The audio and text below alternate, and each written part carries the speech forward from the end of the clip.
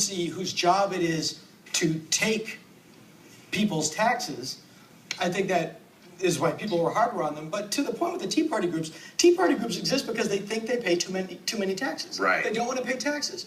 So if I'm a guy whose job is it to collect taxes, isn't it quite understandable for me to look extra closely at somebody going, I don't want to pay taxes? It's understandable, but it's also criminal.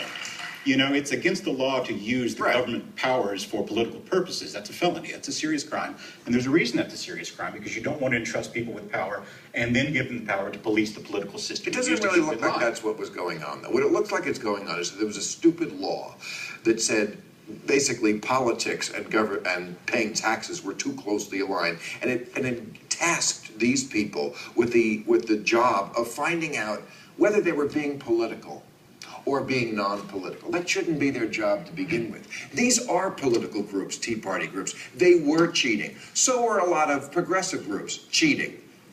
But it shouldn't be the job of these IRS workers, and they were just trying to control this, find a way to deal with this flood of applications they had for something they shouldn't have been doing in the first place. I mean, cheating in what sense? There are a lot of groups that you can form a tax-exempt group. Cheating.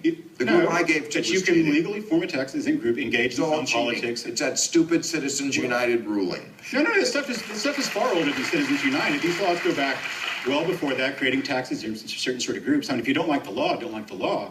But then you get situations like these jackasses in Congress calling the guy from Apple and yelling at him about the tax code that they wrote. Everything Nixon did that he got in trouble for is legal now. Wiretapping is legal.